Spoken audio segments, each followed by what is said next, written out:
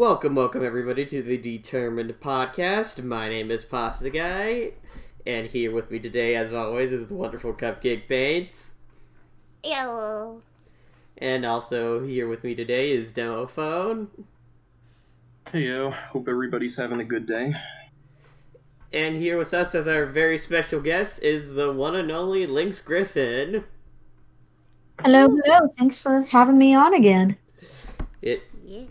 Glad to have you on again. Thank you for coming on again. Thank you.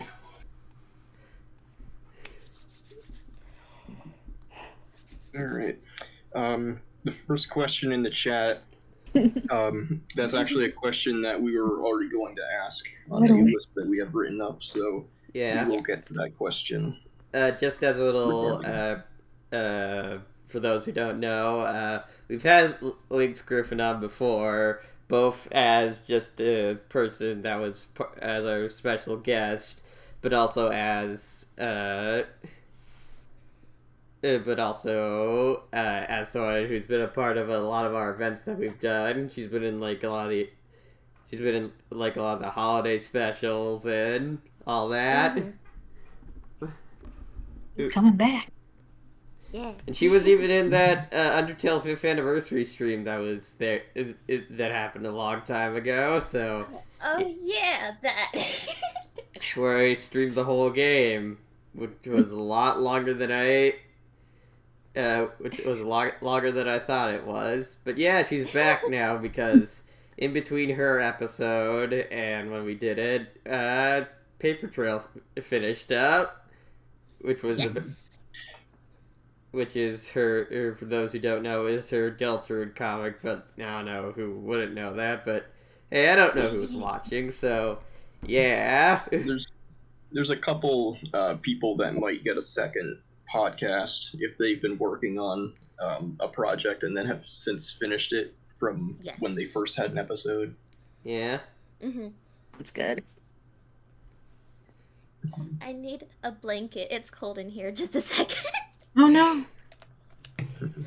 Me, it's the opposite problem. It's hot in my room. The late spring being having the sun beaming in. So yeah, we have a whole bunch of questions that we're gonna ask Lynxgriffin. By God, do we have a whole bunch of questions? But we have a lot of questions. Yeah, there's kind of subcategories of them. It's like general questions, comic-specific questions, and then some that kind of mix the line between Paper Trail and Chapter 2 of Deltarune. Oh, fun. Yeah. I'll do my best. Also,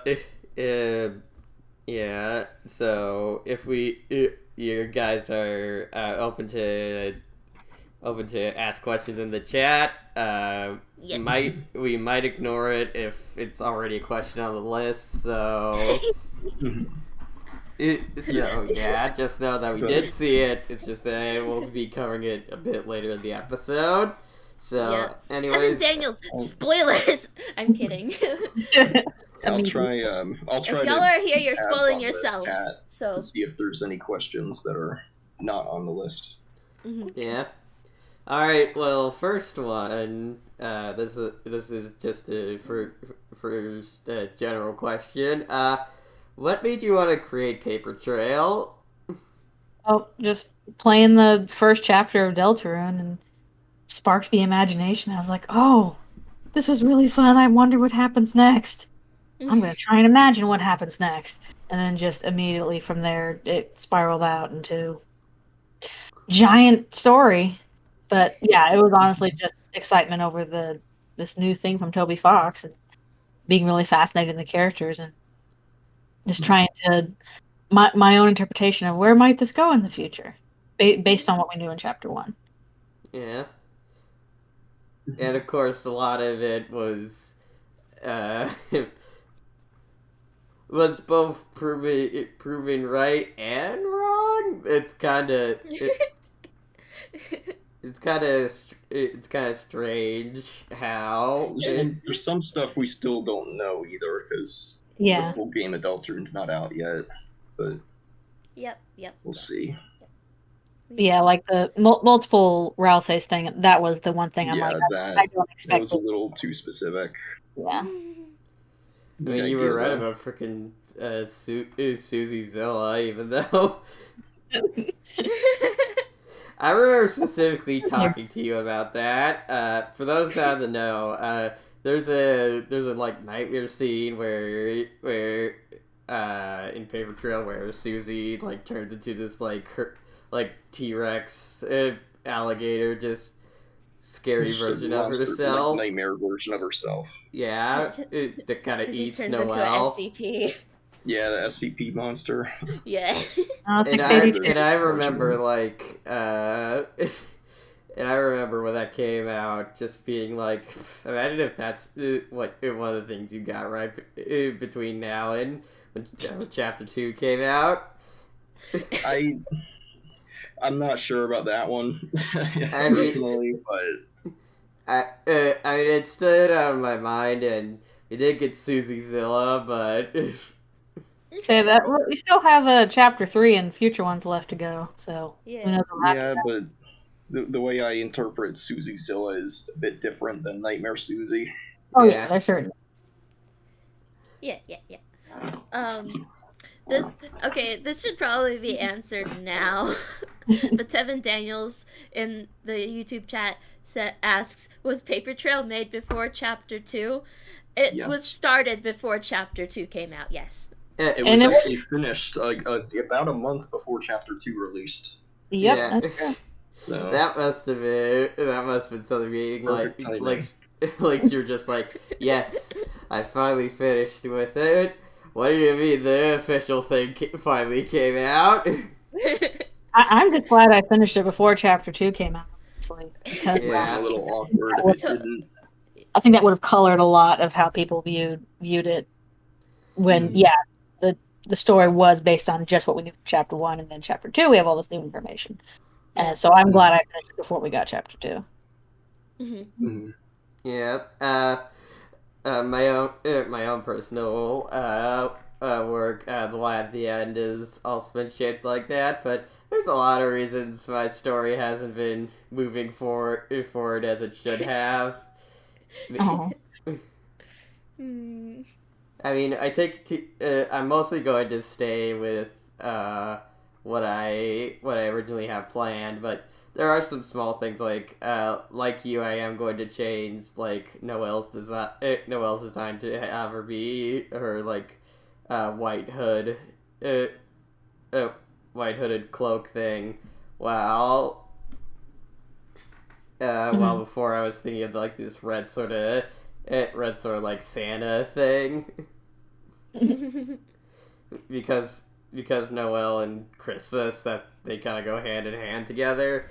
But yeah, I'm going to try to keep with the original idea I had, and hopefully I'll be able to get it out before the rest of Deltarune comes out. I mean, I have no idea when Toby Fox is going to drop chapter 3 and 5 on us, and then chapter 6 and 7. Who knows? It's being worked on. Yeah, all he said most recently is that it's going well, whatever that means. Sounds like it's going well. That's good. So, Dr. Mecha in the chat asks, do you think Deltarune's going to end on an unresolved cliffhanger like Paper Trail? I think Lynx's answer to that is yes, question mark. Yeah, honestly, I still have this distinct impression, and I could very easily be wrong. I have this distinct impression that the actual game, probably not in the exact same way Paper Trail, but will still have this ending that's not necessarily satisfying. And no, not necessarily satisfying. Like, it can be satisfying, but like where we don't get to see what actually happens to everybody in the end. We're cut off from Chris. I don't know. I have a couple of reasons for thinking that, but that's just the feeling I have. Again, could be wrong, but I'm still of the mind right now that we're not going to get a quote-unquote ending like people are expecting, like we did with Undertale. possible. Yeah. Toby is unpredictable. If I have, if I've learned anything from being in this fandom, Yeah. So, whatever he's planning, I don't know, but I approve. I guess Sierra will my be In great. good hands.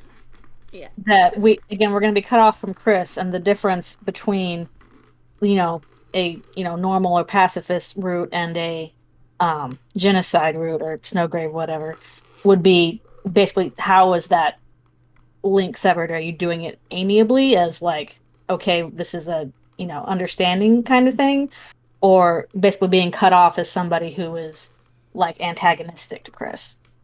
Mm-hmm. Possible. Although Toby says the game only has one ending, so Yeah. Well, Yeah. you Guess would we'll come to the see. same ending either way. Yeah, it's the same ending either way. The Yeah. difference is How you what get was there. your relationship with the characters along the way? Mhm. How did that change? But the ending will be the same either way. Yeah. Mm.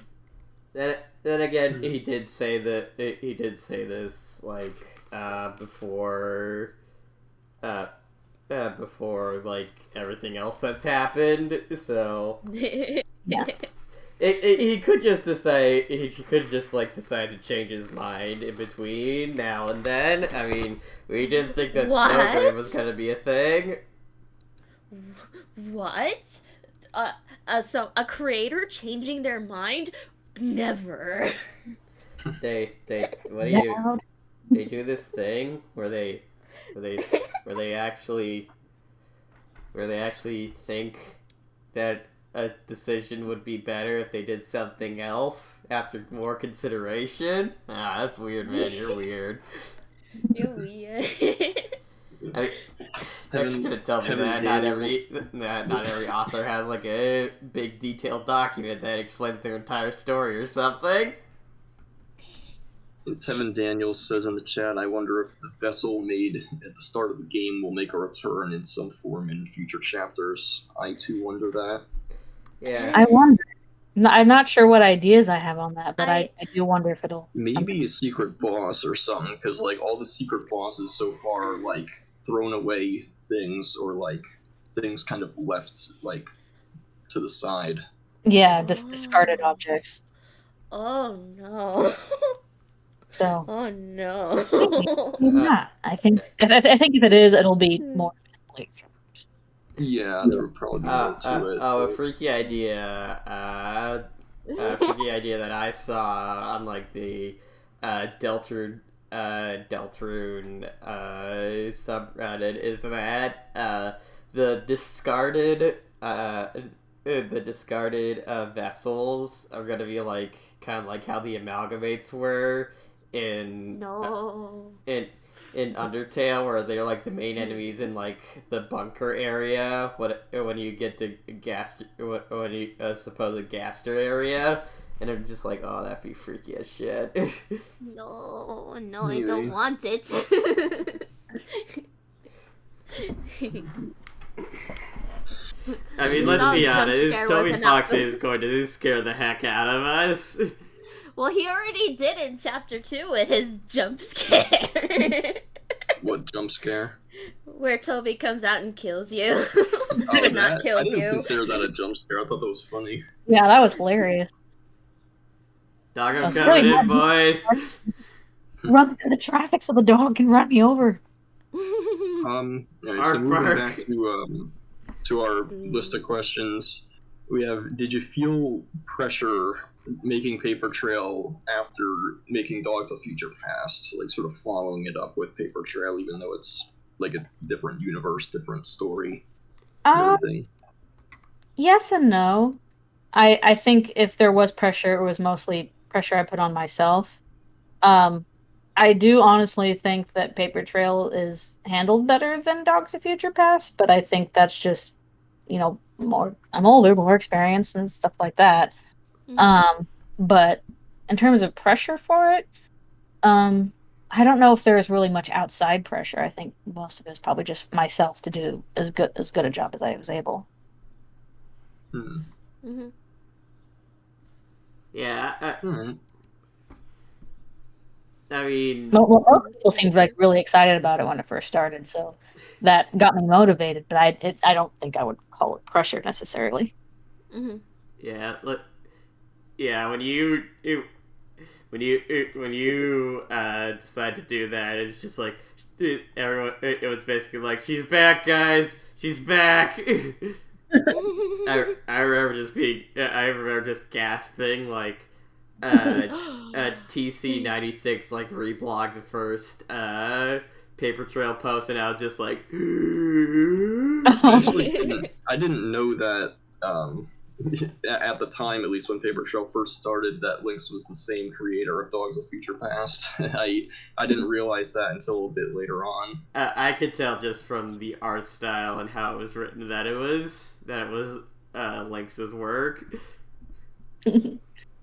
I'll admit I do feel a little bit of underlying pressure to be like, am I gonna have to make something else when the rest of Deltarune comes out? Like it's all chapters finished. That is all up to you. Yeah, that's up to like a couple of years in the future Lynx to figure out. Yeah, that's future Lynx's problem. Future Lynx's problem dealing with future problems like wondering if people will accept the plot twist in the second half of Anthrofractal. No. Yeah, that's my focus right now. Yeah.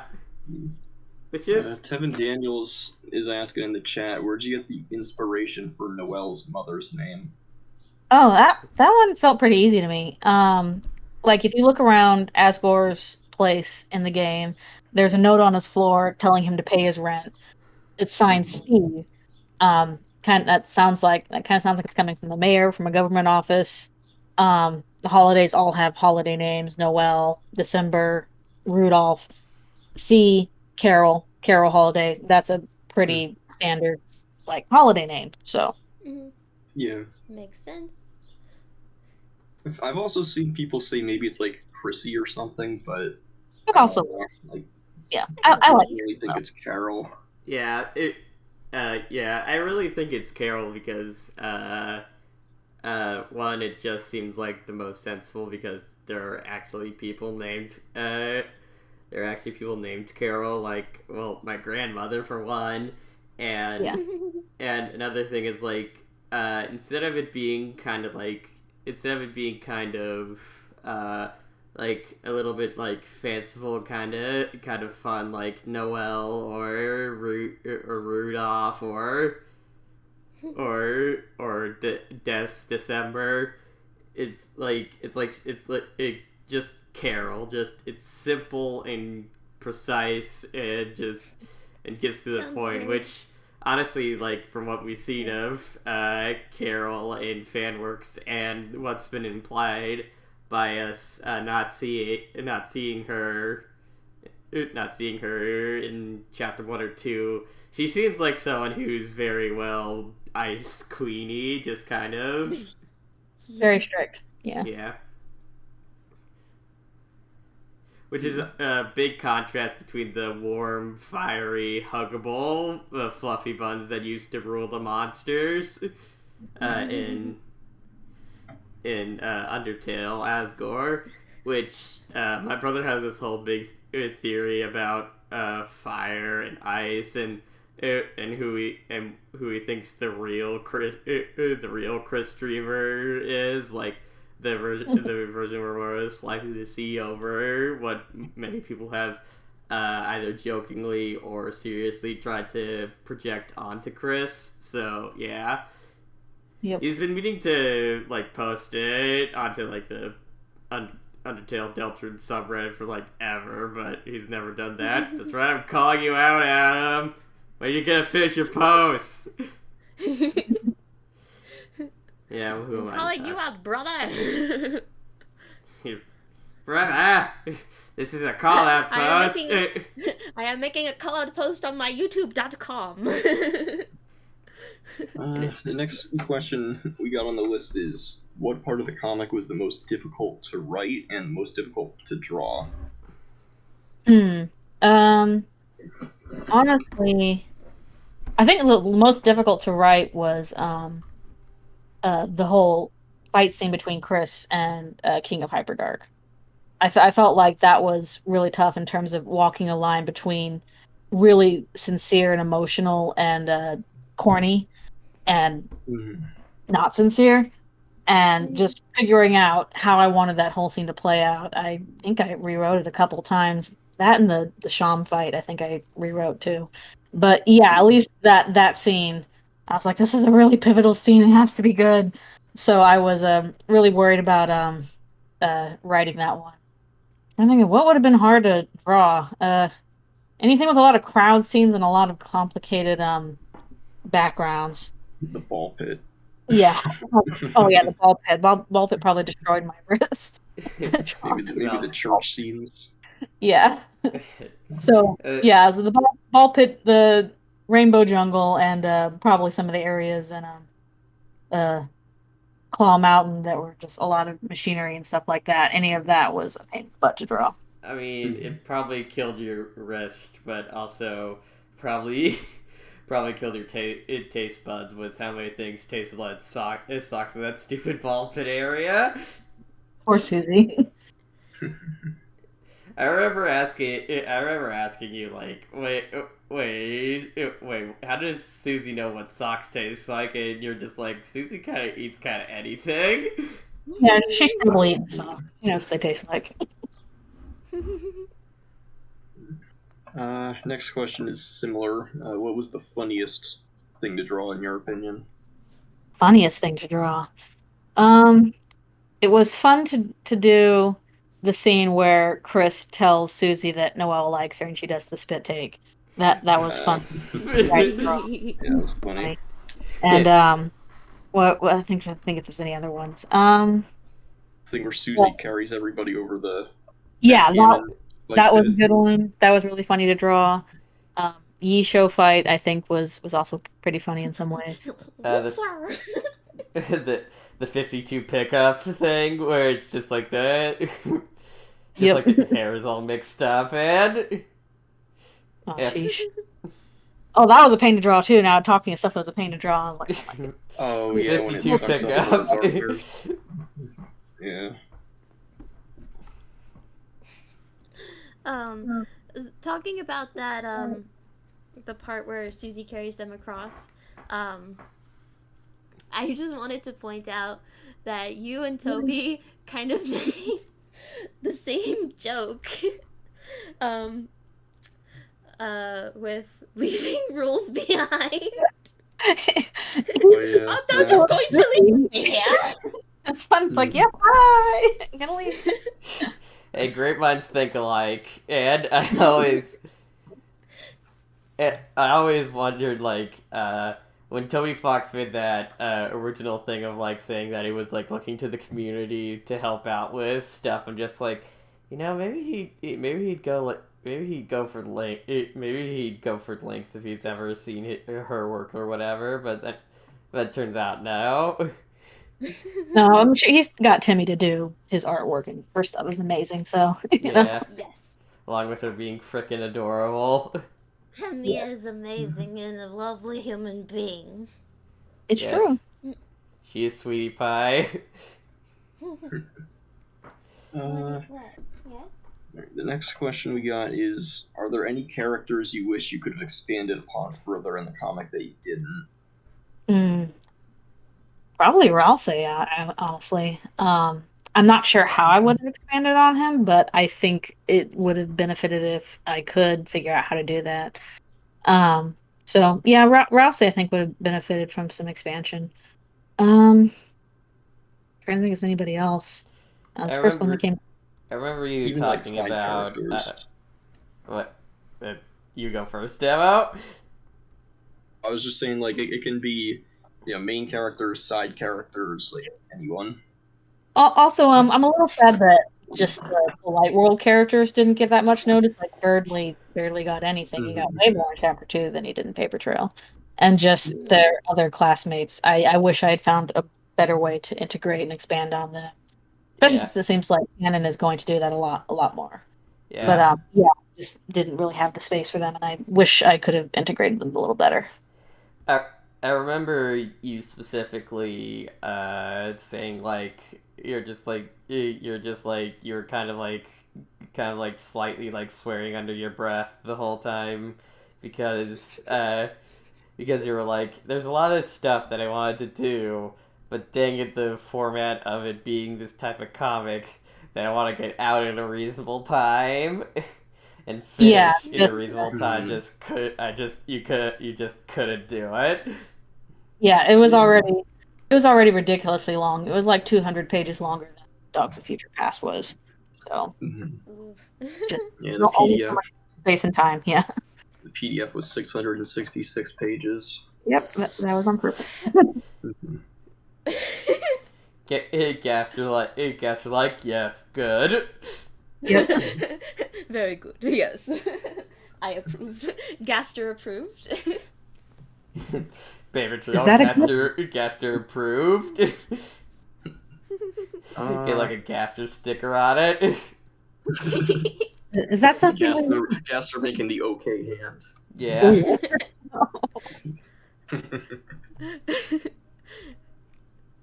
The next question we got is, were there any... Okay, this is kind of like a long question, or you can have like a pretty open-ended answer.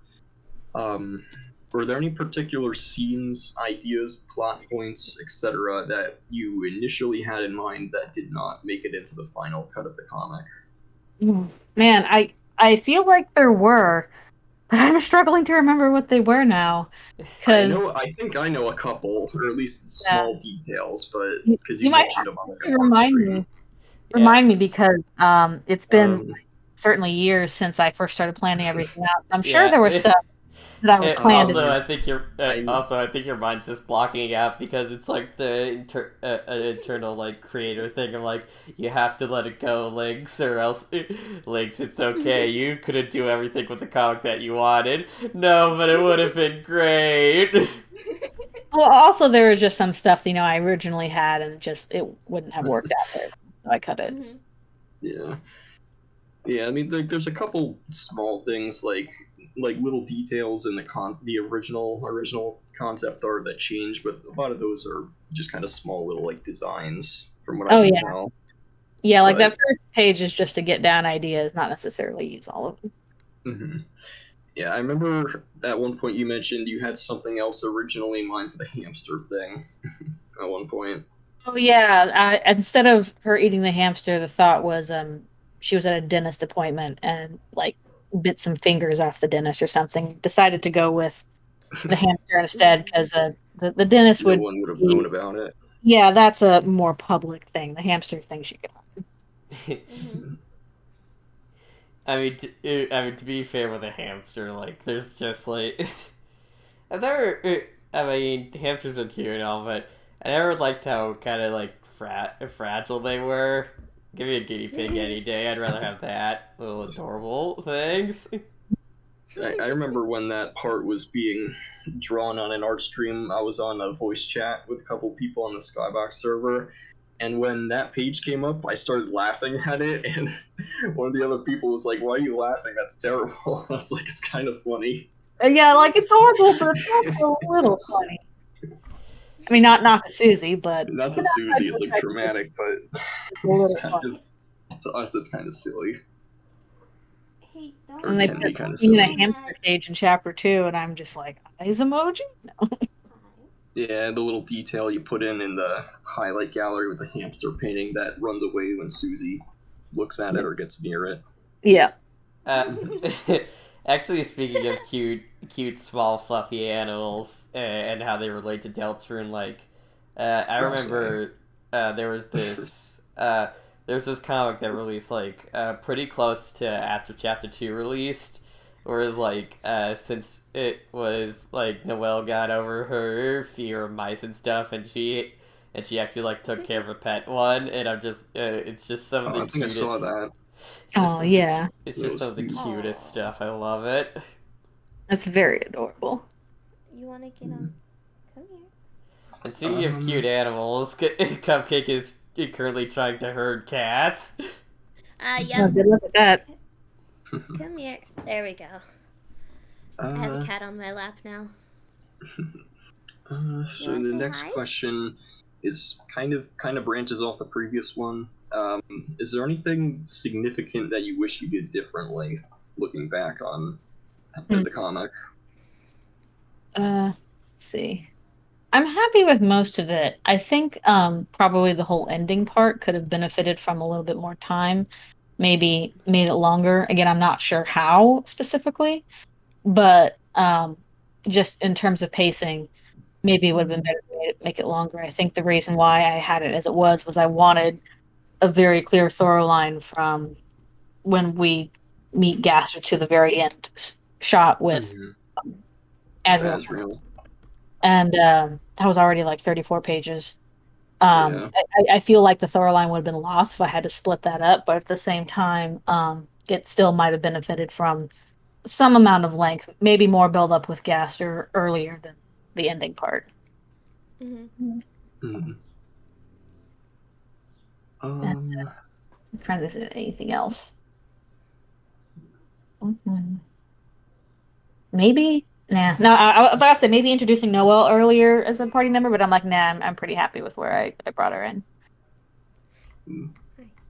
Maddie Hatter asks, "Cupcake, is your cat cute?" A very important Oh, question. cats are cute. Yeah, I was about to cat, say it's a cat. Of course, it's cute, except the hairless She's- ones. But she's Oh, they're cute. she's a demon, but a cute demon. So. I mean that describes Um, cats pretty well. Just like little demons that live in your house. That No, no, no getting on the desk.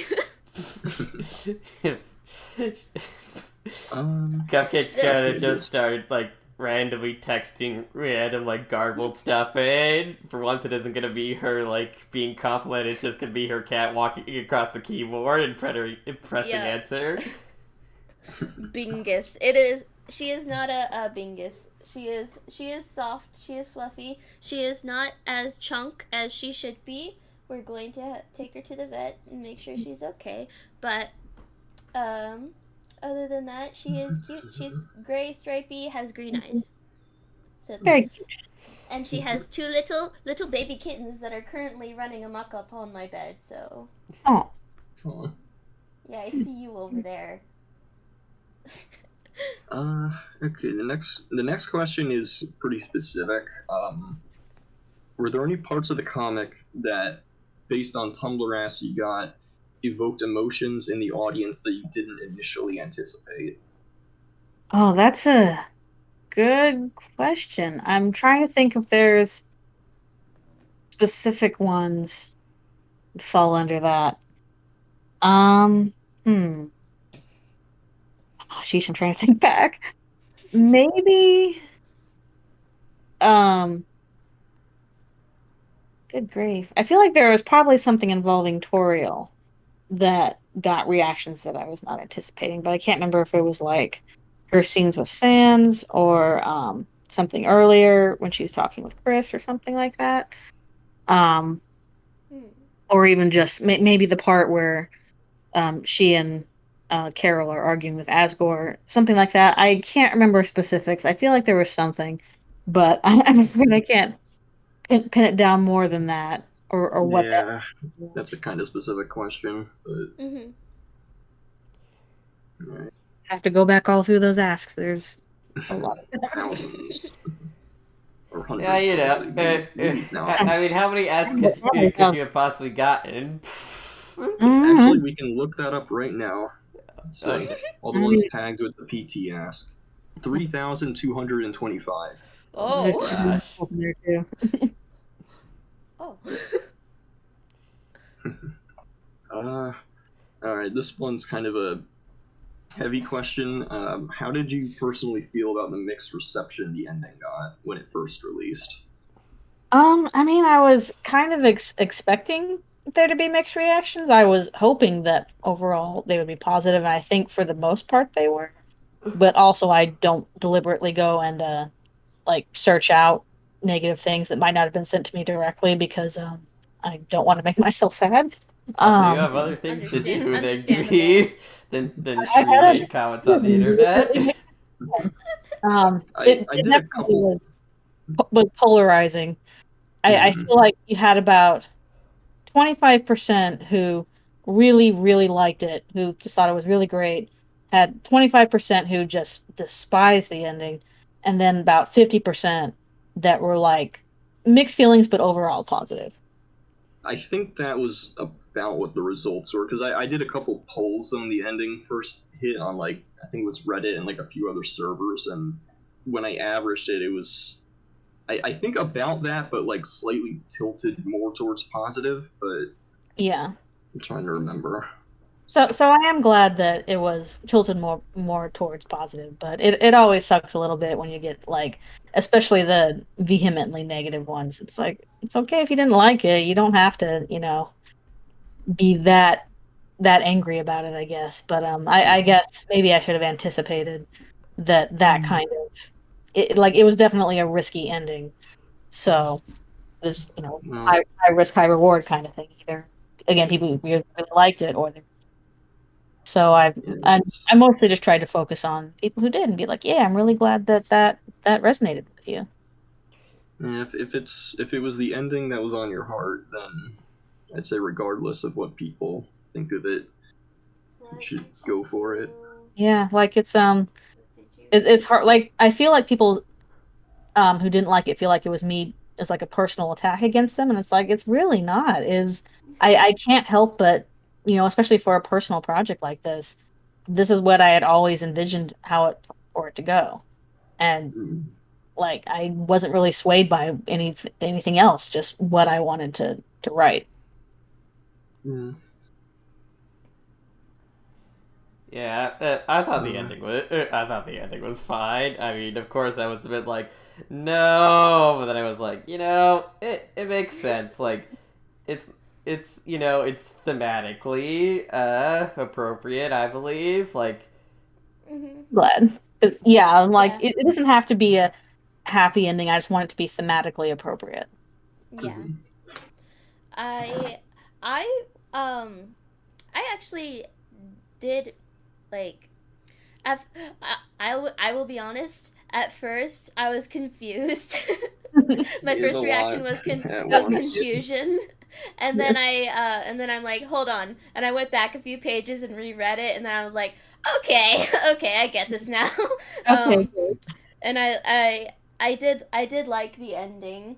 Um, I think part of it was the fact that it did end, although it didn't like tie up everything, um, but it did it in a way that made sense. Um, and I was just glad that it had an ending, unlike a lot of other comics that don't and never it, will. And yeah, it's hard to be one project.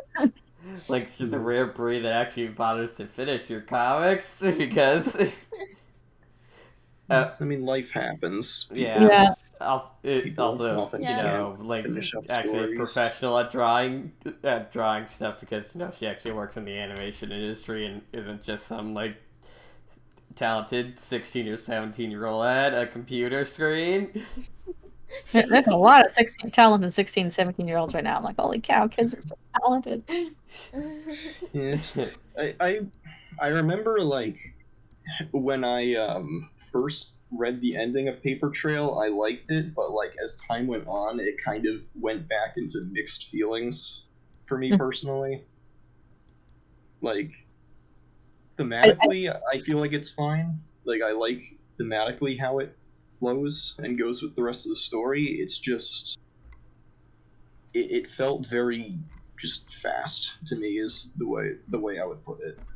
Yeah, that's why I can see like maybe if I had more time for the ending. Like That there's a lot that happens and is explained just all in that one part. Yeah, it's very dense that last part. Tevin Daniels asks, "What about the confession chair or the Chris and Rainbow Asriel scene?" Excuse me. Uh, what about Uh, that? what about it? Yeah, just Those were The definitely hot fun. seat is what the confession chair is called. Oh, yeah, hot seat. Yeah, those are definitely fun scenes to draw, if nothing else. Hot seat was unfortunately debunked though in Deltarune Chapter 2 because there's no sin in their religion. Yep. So even though Azrael was trying to confess to venom, about killing Yoshi to get an extra jump. Yeah. I thought that was just an interesting detail, so I wonder how that's gonna play into future chapters. Yeah, yeah. I just remember all the all the Yoshi related jokes I saw with both Paper Trail and and Deltarune Chapter 1, like just this one of Chris and Azrael playing on the Super Nintendo 8. And it's all direct, like Azrael's like, Chris, no, and Chris has like red scary eyes and all that, but it just turns out it's just Chris just used Yoshi to get an extra jump in. And Azrael's like, Mom, Chris did it again. Also, Mom, you did it again. also, I love during the Yoshi fight in Paper Trail fight. Yeah, Yisho. yeah, Yoshi original character do not steal. I liked how one of the options was like commit them for tax fraud. Or call the IRS or something. Yeah. Yes. Tax fraud. Toby is the master of dumb jokes, though. This question kind of branches off the last one, but how many asks do you still get regarding the ending? Thankfully, really not that much. I think I got one recently that was like, "Is there a sequel?" And I didn't bother with it. But yeah, they have thankfully dropped off since then, so it's just That's good. Pretty regular asks these days. All right. All right. The last, I guess, general question we have on here is. Oh. Hi. Sorry, my cat just jumped down and is threatening to claw my leg if I do not pay attention to her. Kitty. Daniel Give me attention, woman. The comments about the Hot Sea and King of Hyperdark were regarding reactions that those scenes got from the audience. I think I got the reactions that I was hoping for with those two scenes. So yeah, but both of those went off pretty well. I don't think there's anything unexpected I got from those. At least not in a large number. All right. So the last general question we got is, how do you feel about other fan works that have been made based on Paper Trail? Because there's a couple out there now.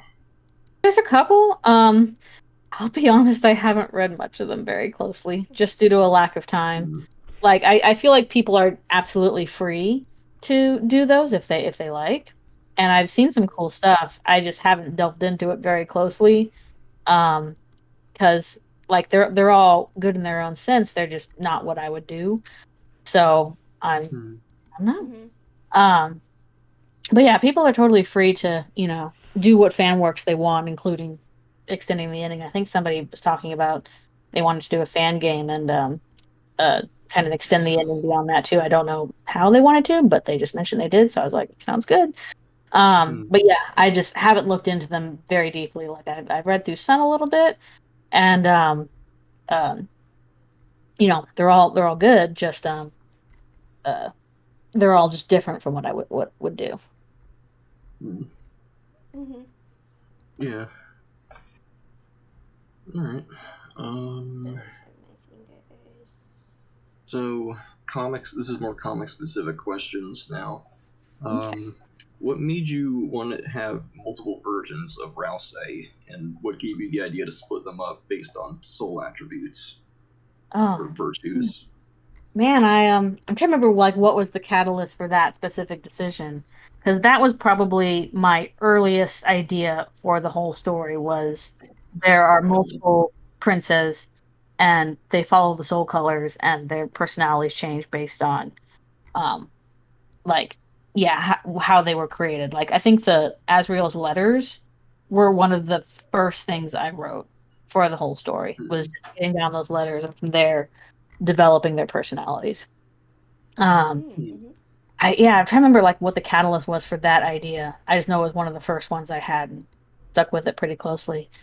I think it was just looking at Ralsei, imagining what his origins were, being okay, it comes from a diary entry.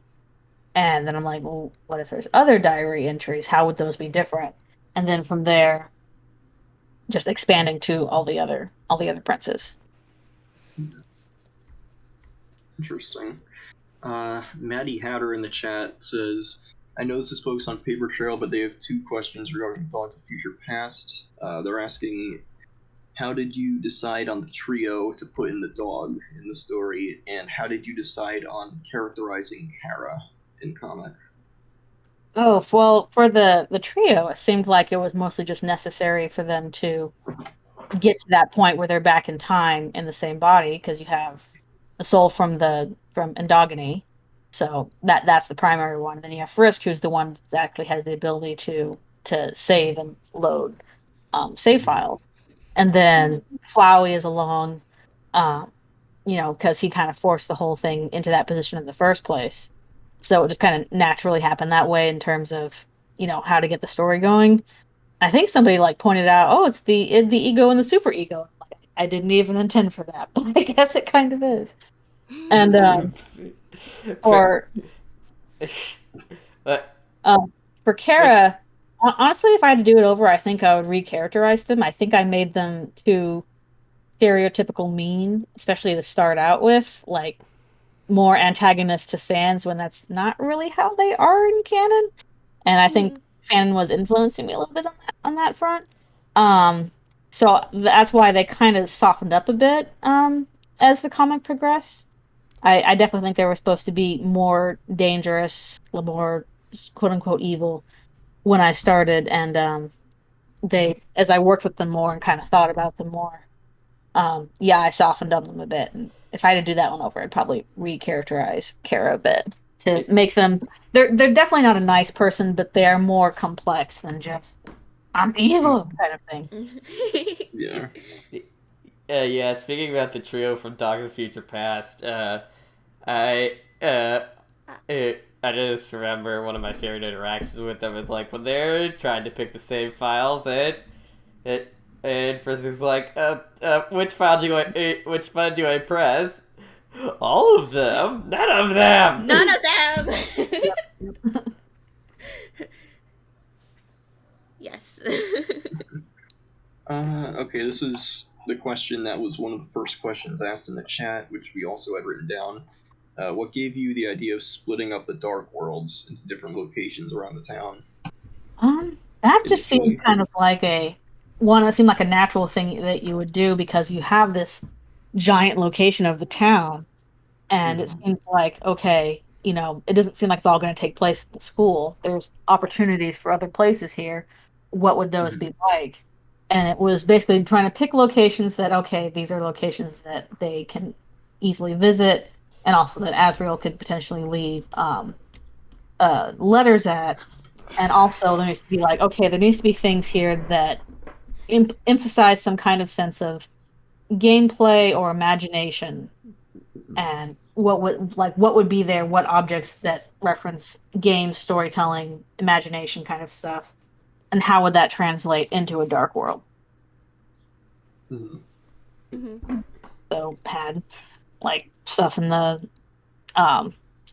pizza place, which it was easier to work it off of, like more Chuck E. Cheese style or Playland thing than what we got in canon with ball pit, crane game, stuff like that. And hospital was probably the hardest one to try and pick imagination based stuff on that, but it was also kind of fun with that challenge. And so the rules in the game seem like they're a little looser than Paper Trail, with like what can get transformed into something in the dark world. Paper Trail. Okay, so this next question is kind of similar.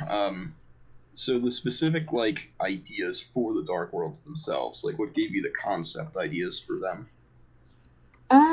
Let's see. Again, trying to pick a location. I'm like, okay, this is a location that they can visit that, is thematically appropriate for what they're doing, is a place that has a spot they can run into and enter a dark world, potentially also has a spot where Azrael could hide something, just specific locations, and then thinking about, okay, what kind of game-related things could I put in that area?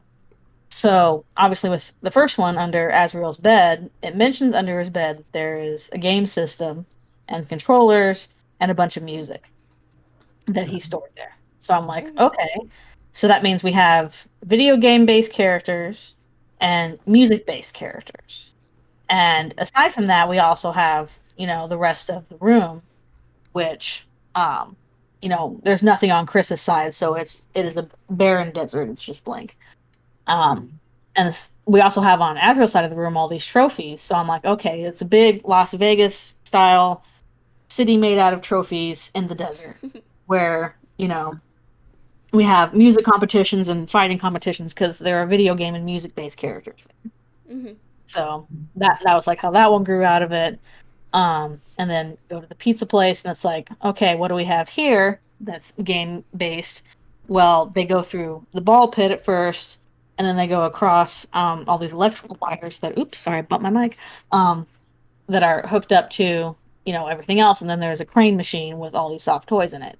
So, okay, we have, the whole ball pit area is like a big jungle that you would explore. And the balls are swamps or things. The crane game is basically this mountain that all these stuffed animals live in with the crane at the top. And basically trying to imagine like what kind of landscapes you would get out of what's already there. You made the little the capsule domes in there. Yeah, basically the stuffed animals live in like capsule domes in the crane game mountain. So it was fun trying to think of like basically taking something from the real world and how it would be redesigned as something in a world of imagination.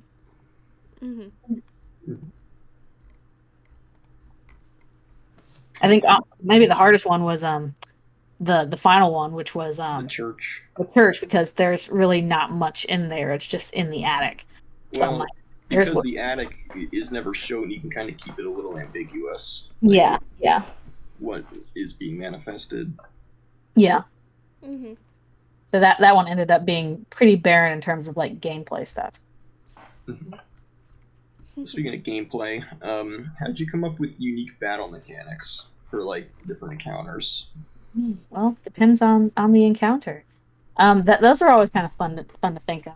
Obviously with E-Show, that one was supposed to be styled after Smash Brothers, so make it look and sound like a Smash Brothers fight. With the dialogue. Yeah, the dialogue changing for that. Let's see where's another good one. And again, like the whole fight with King the second time, and you have Boss Mobius, and I'm like, okay, what does a Magic 8-Ball do?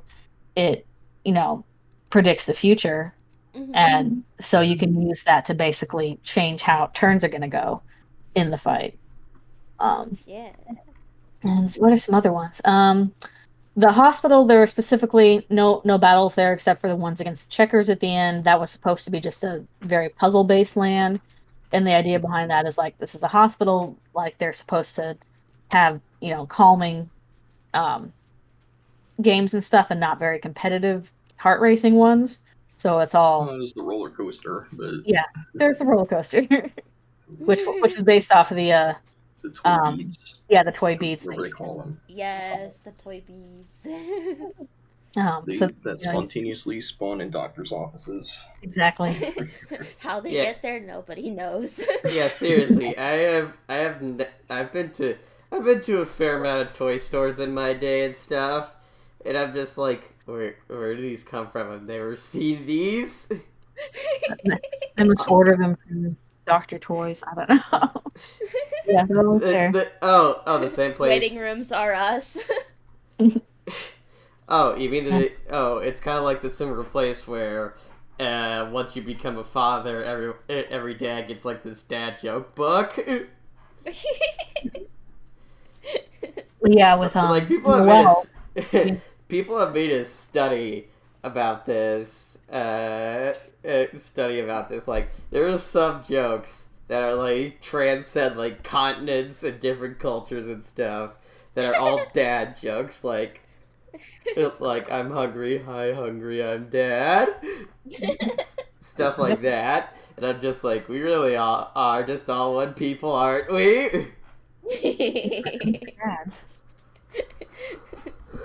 And yeah, like with play mechanics stuff with Noelle, especially, it was like, okay, we have, on the team already, we have a healer, we have Chris who's the leader and does actions, and then Susie is the tank that does damage. So what would Noelle's role be in that situation? And my thought was that, okay, she does support. So how do you do support for, the dodging bullets kind of mechanic? And it was just that her abilities affect the bullets themselves, or the ability to dodge them.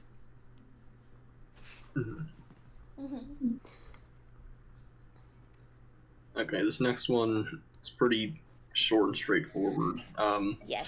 What gave you the idea for Nightmare Susie? Oh, just fun. Also, like just that yeah. one too. Valid. Fun. I don't even know if there was a specific thing leading to that. And it's like, I really want to draw that. That just sounds really good. I mean, it ties in with her I'd put that in. her little her character arc, but Yeah. Yeah. it's fun. Yes. Yeah, I'm kind of sad I only had that one sequence to put it in, because otherwise it just wouldn't fit anywhere. But you can do a lot in nightmare sequences, so Yeah. I put it here. Love a good nightmare scene. Those are always the most fun to draw. yeah. Yeah.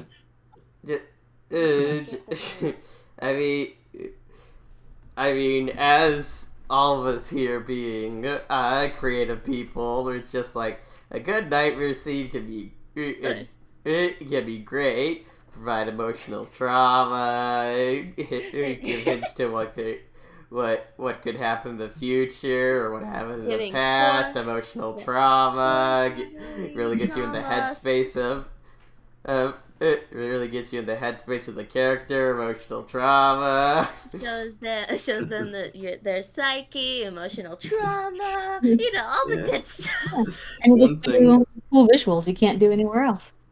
Yeah, one thing that the whole nightmare scene gave me an idea for was a thing that's sort of a fake out that involves something in one of my stories where it looks like it's some kind of a nightmare, but then it doesn't. Nobody wakes up, and you realize, wait, that was all real. And then it's like, wait, or was that a hallucination, or what? What happened? Being scarier than nightmare sequences, realizing it's not a nightmare. It's not nightmare. It's real. The real nightmare is what is real life. You need to calm down. Tevin Daniel says they enjoyed the scenes, or the scene with Sans Antonio in the diner.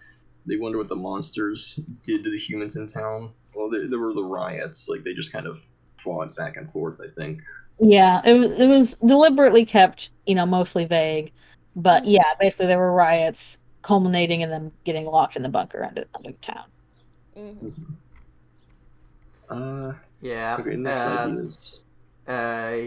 All of you will have to excuse me for a moment. I'm about to explode, so yeah, I'm gonna go use the bathroom right quick. Okay. Just here in the distance, kaboom! The right word for that, but Paints an image. Also, no, Kitty, you cannot get that bird. That bird is outside. You can't get it. Yeah. I'm trying really hard. I guess we're kind of pausing here for a second, but as a little note, I'm trying really hard right now to refrain from what do you call it? Talking about my own thing. It's based on You paper need to catch trail. up on it. I do need to go back and read it. Focused on that. So I enjoyed the first chapter you read. So I Yeah, gotta get and do that sometime. I did post another chapter of it somewhat recently. I need to get back to writing the rest of that first story and then move on to the second one, which is the main thing I've wanted to write. A big one. The big shot story. Mhm. Big. Did somebody say big shot? Yeah. And hello. Someone asks, why on earth is Sans in charge of finding out what happened to the humans? Did he get hired, or is he doing it on his own? I think he's kind of doing it on his own, question mark? Well, kind of, he is part of an investigation. So basically, he has people that he answers to that are, I'm guessing, some kind of cold case department. But he's basically an agent that's been sent to investigate the town. And obviously, they want to do this quietly rather than bombastically until they have information. So I told you couldn't get that bird, and what did you do? let's get the bird. Jumped out the window. But yeah, so he's part of an organization. He's not a wholly independent actor, but he is, at least while he's in the town, he's acting mostly independently. Alright, guys, I'm back. I got the nitroglycerin out of me, so I won't explode.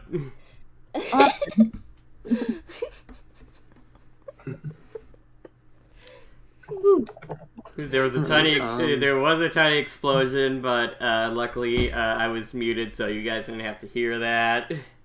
Kaboom. Big bada boom. You did, there wasn't an explosion, but there was a thunk over here.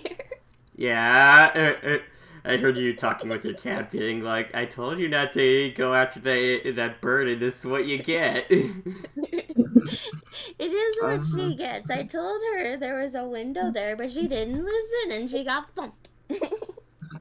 Alright, the next question we got is, what gave you the idea for all the Rouseys combining into one being? I think that was actually a later idea. I didn't have it quite at the beginning, but it felt like a appropriate thing for like stopping Chris on their self-destructive path, and also it was just a cool visual. The kind of thing, it was. the kind of thing that's There's a lot of cool fan art of it too.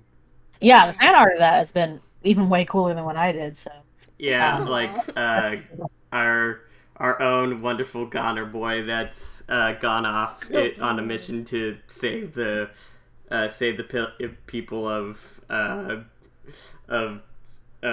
Zerax 5, which is why he's not here. He's still finding the king's jewels. Yeah, he did a wonderful fan art for it, and I remember being like, Legs, look at this, and you're just like, oh my gosh, it's so good, I'll have to reblog it. But yeah, I'm trying to remember when I specifically came up with that idea to do it that part. But yeah, it felt appropriate for the moment to be, a really big emotional moment, and also it was just a fun design to try. It very Steven Universe of you. Well, I am a fan, so not shocking. I have not seen Steven Universe. It's fun. I still haven't seen Future, but it's a very fun show. Ah, dang, you're missing out, Legs. I know. I need to catch up. All right. It's been about like 2 years at this point. The next question we got is, you kept Azrael out of the story except for only a few occasions, and even then he wasn't shown directly until the very end. Why did you choose to do that specifically? Again, it felt appropriate. It kind of felt like it tied in with what we had already established in Chapter 1, in that we are seeing Azrael through how everyone else has reacted to him rather than how he has reacted to him.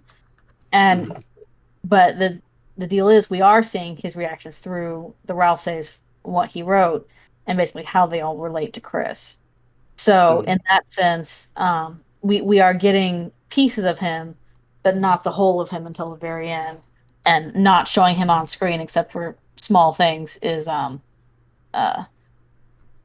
felt appropriate for that. Plus the fact that part of the whole reveal at the end of oh he's the seventh one is the outfit he's wearing, the red sweater with the heart. And so that was a moment I wanted to save for the very last panel. So I kept him out for the vast majority of the comic, and it was just about how other people, particularly Chris, relate to him than what he's like doing personally. Yeah. Will fall on your head if you do that. Don't do that. No, no, no, no.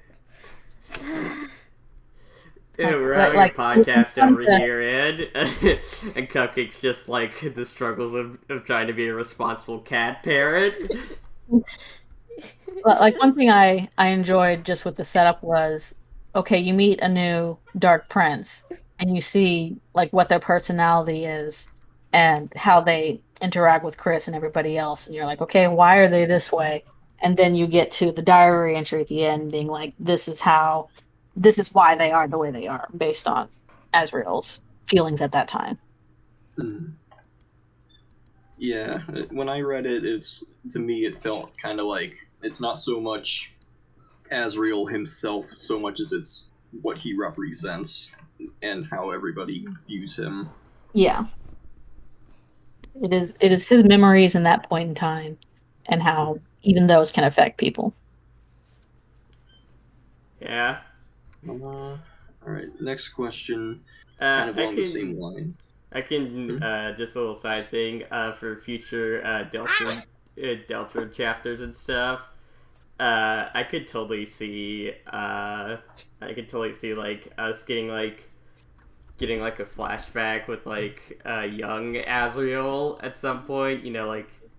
Just like the same sort of look that he had in Undertale. Like getting a flashback with him and Chris before his actual like adult reveal later on, which honestly can't wait to see my boy all grown up. It's possible, but I do find it interesting that in 2 chapters we've had a lot on people talking about him and what they think of him. We haven't seen an actual image of him yet. Yeah. All right. The next question's kind of along the same lines. The knight was used very sparingly in the story. What made you use him the way you did? Well, part of it was that was how he was operating. His whole deal was, I am here in the background to make sure that the story goes forward. And I think he tried to operate in as minimal a way as possible just to reduce risk to himself. I think I actually had an idea for a scene where Susie doesn't confront him, but is at least aware of him, basically talks about how she is going to, like, if she finds him, then she's going to basically enact violence on him kind of thing. But that, I couldn't find a place for that, so that got cut. So basically it is to minimize risk to himself and make sure that his stuff goes forward. Probably could have still put in some scenes with him here and there, but yeah, it was pretty limited. Like, again, to make sure stuff goes forward, he gives the 52 pickup to Chris. Shows up a little bit the top layers, but otherwise doesn't show up until he is confident that he's already won. Yeah, it's interesting because actually, shoot, this is short. I guess I'll say it. It was one thing I wanted to do with him in one of my fanfics, that it's a part where he basically says it doesn't matter if you kill me or not. Basically, at this point, everything has fallen into place. Whether I'm dead or alive isn't going to change what's already basically set to happen at this point. Yeah, then that's basically what he says to all the princes at the end is when they're like, "We're going to take you down." He's like, "It doesn't matter. I'm already getting what I wanted." So it was just a matter of him getting to that point where he felt confident enough to be like, "This is far enough along that it can't be stopped." Mhm, Alright. mhm, mhm. Yeah. Let me see. Uh, I did just like the the night being used like this. It kind of reminds me how the Night King in Game of Thrones was used. Like he was used like very sparingly and stuff. Like we didn't get to see him like much at all. We didn't see him at all for the first like 3 seasons. We saw him like once in season 4, but we didn't actually know that he was the big bad guy in that scene. It wasn't until season 5 that we realized, oh, so that's the big threat. And Yeah, honestly, but then in the last season, 3 episodes in, he just goes poof after getting poked. I never watched Game of Thrones, and maybe that was the best. yeah. Honestly, I really like the presence that the Night King has in like in like the couple appearances he has in season 4, 5, and 6. Like, Mhm. Yeah, basically, depending on the kind of story you're trying to tell, it can be effective to hold the villain back for a while. Sometimes it's like, okay, yes, you definitely need to see them up front. In this case, I felt like it was appropriate to like we're not seeing him much. He's trying to do stuff from the background. Mhm. Yeah.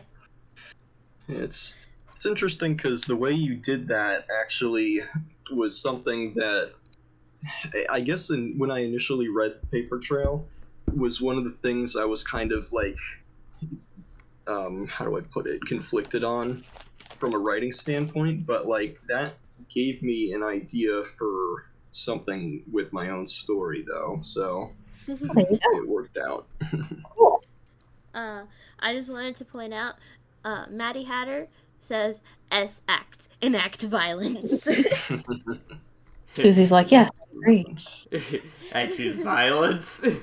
I choose violence. I choose violence. Good luck, everybody else. All right, the last comic-specific question we got is why did wait? Oh, you decided to keep Suzelle as the only major ship of the story while sidelining a lot of other possible popular ships. Why is it you chose to do that? Well, for one, obviously a huge Suzelle fan, so I wanted to do stuff with that. I mean, In that you vein, literally had a whole stream about just you being like, "Hey, give me Suella requests. I'll draw them." Which like I'll do another one, maybe sometime. it's so cute what you came up with. But in that vein, I thought, and I still think that Chris and Susie work best as friends. That their friendship is extremely important and doesn't need a romantic element to that in order for it to be important, and that they definitely support each other best as friends. I think it's something that they both needed, so I didn't think that needed a romance option. Considering Ralsei's origins, it being made from memories of Asriel, would feel a little weird to make that a romantic thing with Chris. And again, I don't think Chris is in any position for romance right now. Anyway, Susie, even wasn't. Noelle is probably the best equipped for it then, but even like Susie's like, okay, I need some time before we do that. And But just hold on a minute. I'm trying to think of other ships there were. Yeah, part of the problem is I didn't really focus much on the other kids in school, so they didn't really get any screen time for that. Soriel got killed immediately with the Sans and Soriel scene. So some people were like, "Is it going to be Soriel?" I'm like, "Don't hold out for that. That's not going to work." It was, Hold on a minute. Poor Toriel. I'm so mean. That one's not quite in the cards for us. No, and that no Toriel Asgore either. That didn't work out either. No. Again, poor Toriel. I need to treat her better. Story. Well, I mean, in this context of this story, it's like poor Toriel ? Because it's like she probably did some bad stuff. Yeah. Poor Toriel, but also like, no, some of this was definitely her fault. So.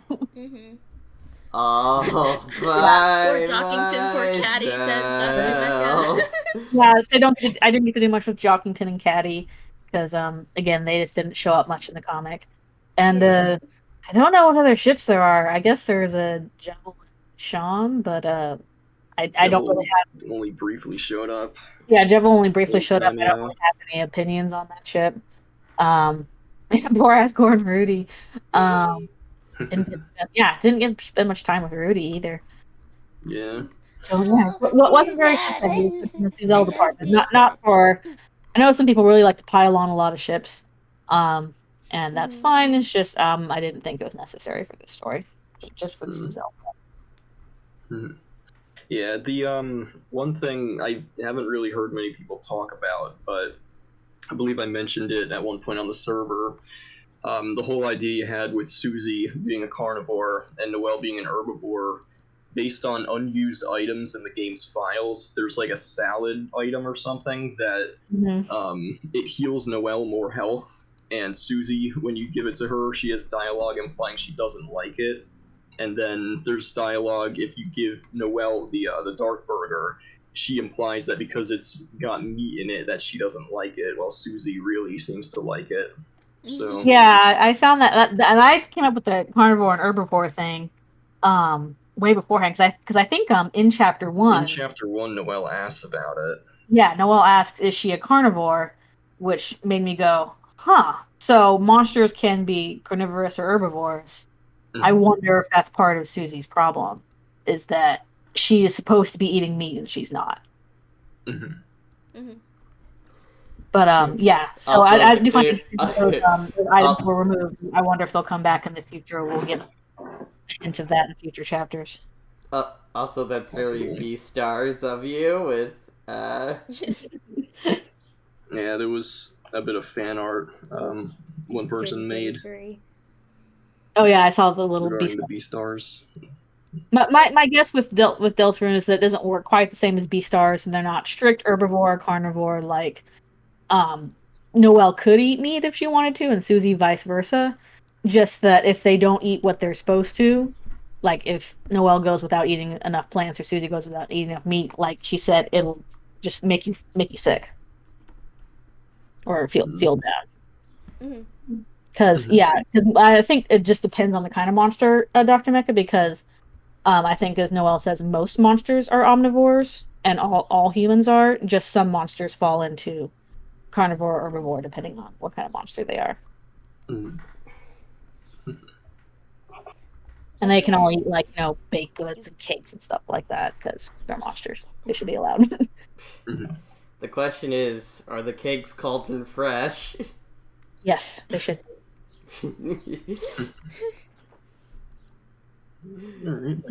Alright. Okay. So this is more like Deltarune Chapter 2 kind of oriented questions that still relate to Paper Trail. Aside from what we know now that Chapter 2 came out was right and wrong regarding like Paper Trail, what it got right for the rest of the game and what it got wrong, are there any ideas in Paper Trail that you still feel confident will end up in the rest of the game in some form? Like you mentioned the ending you think will still somehow be like a sort of disconnected cliffhanger kind of thing. But yeah, I still think the ending will be a cliffhanger. Again, I don't think it won't play out exactly the same way as Paper Trail did. I'd be very shocked if that happened. But I still anticipate some kind of being cut off from Chris and not being able to see fully what happens.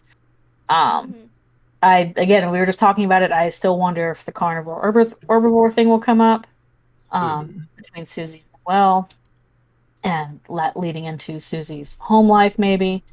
Some other things that definitely expanded on stuff. Like, obviously, the Rouseys are not a thing.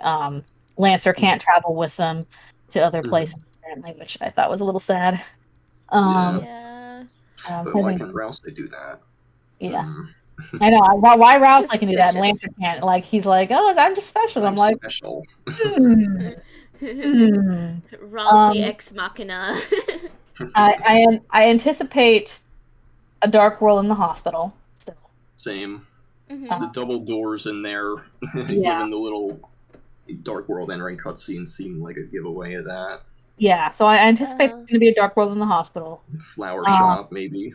And I still Christmas. actually anticipate one in the church as well, because I think we're, at least towards the end, the fact that we keep getting little hints of their religion and stuff and how important it is to the town Yeah. is going to tie into a bunch of stuff with the larger story. Yeah. So I anticipate agree with spending more time in the church, maybe even a scene at the church. If we're going to go through a whole week, whatever day they have for their worship, I think we're going to get something from that. So I anticipate a church scene. The end of chapter 2 sort of implies there's one in Chris's house. Yeah. Although not quite. Unless it kind of covers the whole house, but I don't know. I don't think so. I think what they're hinting at with the end of chapter 2 there is, TV-based Dark World. So TV shows, movies, video games. Oh, actually, you know what? Maybe Smash Brothers World will also show up in chapter 3. That would be really cool. Because they brought up multiple times that they played video games together, and Azrael had a thing with Yoshi. He liked him a lot. So I can see that showing up in chapter 3, like a battle against Yoshi or a Yoshi lookalike.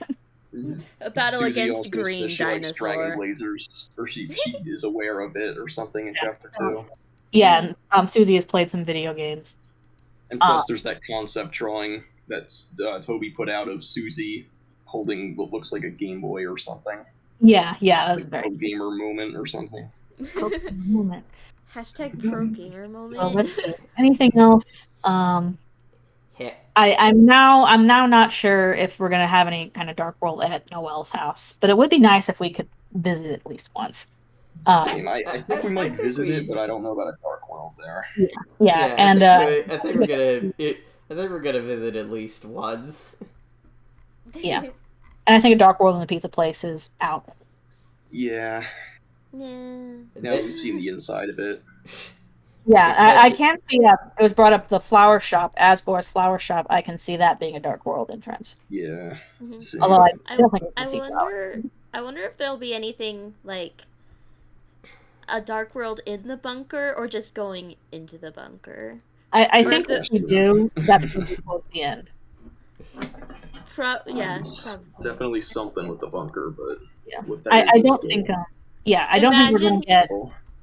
I don't think we're going to get the reasoning I had with the bunker was that the humans were trapped in there. I think that's going to be paper trail only, but I am very suspicious of the fact that we still don't know much about the relationship of humans and monsters, and that specifically the big blue bird monster keeps blocking parts of the library that we can do some lore research on. I imagine he's going to keep moving back a little bit. Yeah. Giving us a little more lore each chapter. But I don't think the humans are trapped underground in canon, but I think there's something going on that they're not quite going into fully. Mm-hmm.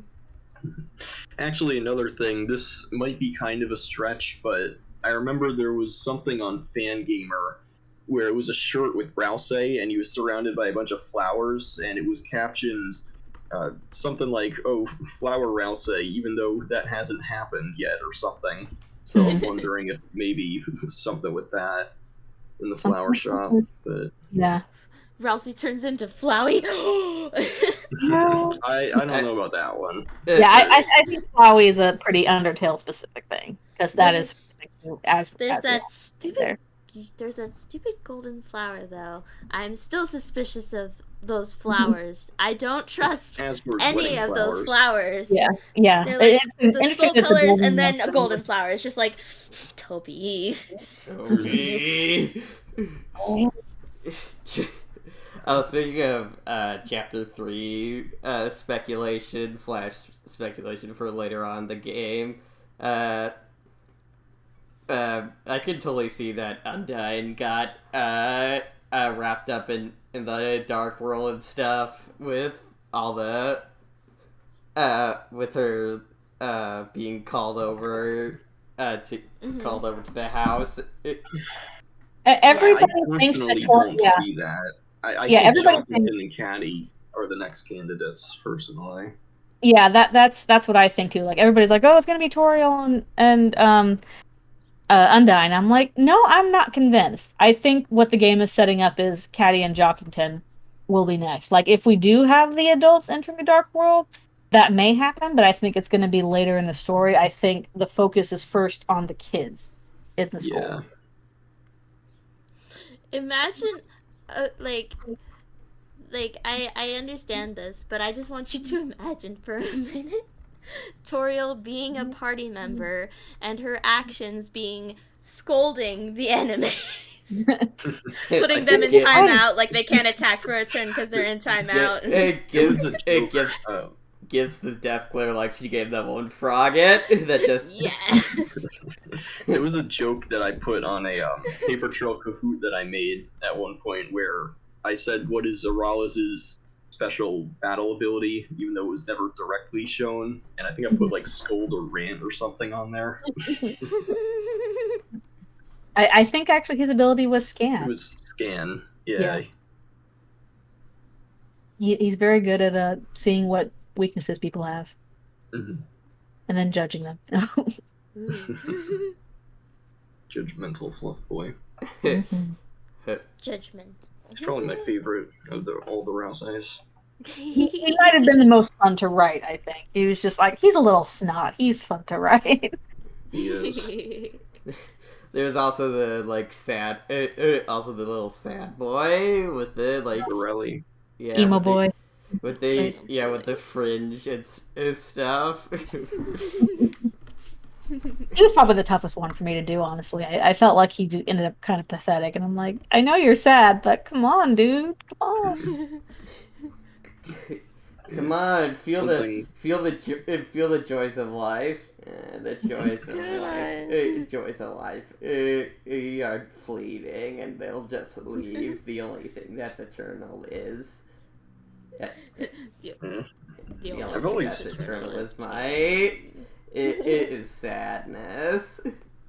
Oh, he's based on a memory of the worst thing happening to Ash at that point, so it makes sense. Yeah. I'm not sure why, but I found that when I write stuff, I always seem to like the most unlikable characters. Really fun. They're just fun to write and draw. Because you get to do stuff that you never get to do in real life, so you get to do it through fiction.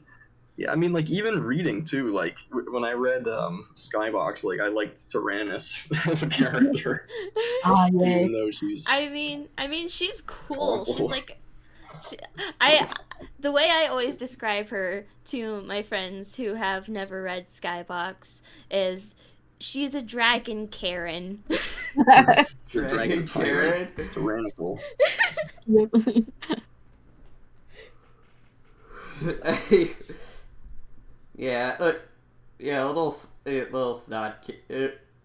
snot characters can sometimes be really fun, but sometimes I'm just like, ugh, I can't deal with you. Like, my friend Caitlin, who's been on this podcast before, she's like much more into like kind of jerkish characters. Like, she likes Aquamarine from Steven Universe, who's a little who I think is a little pest, and she's just like, what are you talking about? She's amazing. And I'm just like, no. She is fun. She's also a little snot. Yeah, there's one character. Give me Peridot any day. one character in my second Paper Trail fanfic that I really want to get to writing just because he's so fun, but he's so horrible.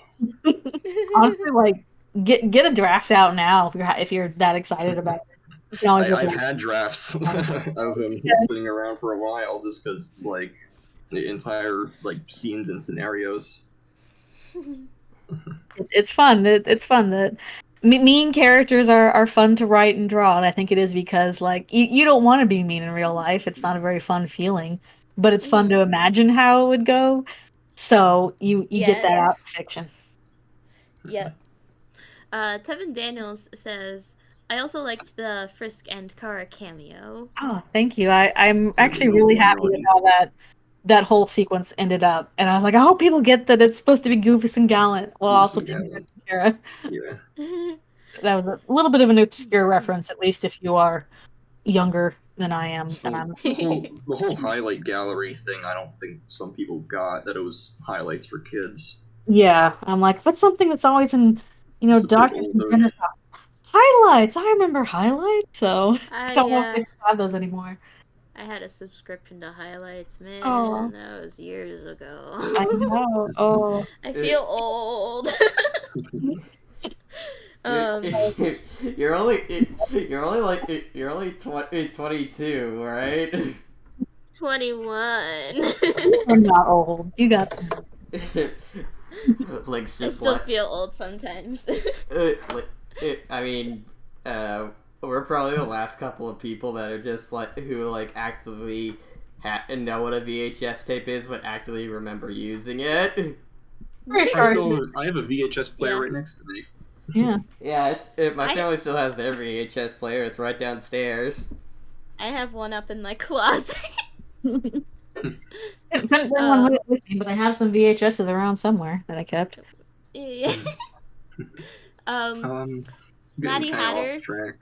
Yeah, Maddie Hatter says that one scene where the cyan goat boy looks out of the tent and he and Ralsei scream at each other until Susie yells at them to shut up was far funnier than logic would think it would be. Thank you. That was another scene I had in my head really early on. I'm like, oh, I can't wait to do this. It'll be fun. So I'm glad that Shut up! Stop it. Stop it. Alright, so back up to the questions that we wrote up. How do you feel about is in the chat. Sorry. Hey, thanks for coming. how do you feel about how Paper Trail stands as an AU now? Now that Chapter 2 of Deltarune is released. I feel like it's still pretty solid.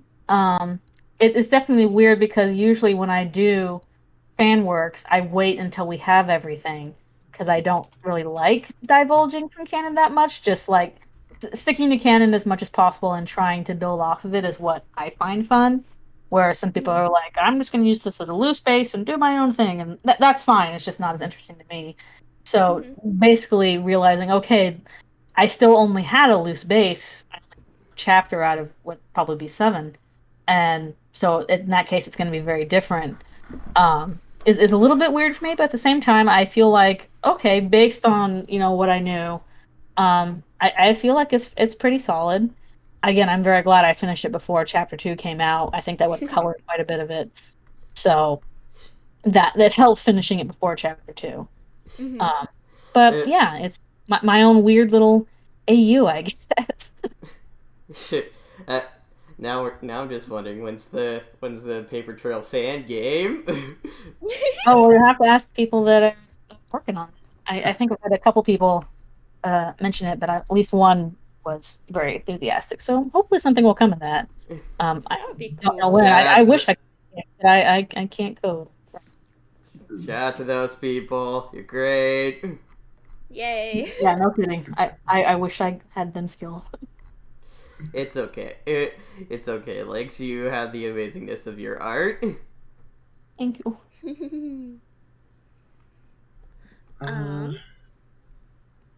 Okay. The last question we had written down was, did making Paper Trail have any significant impact on how you experienced Chapter 2 of Deltarune?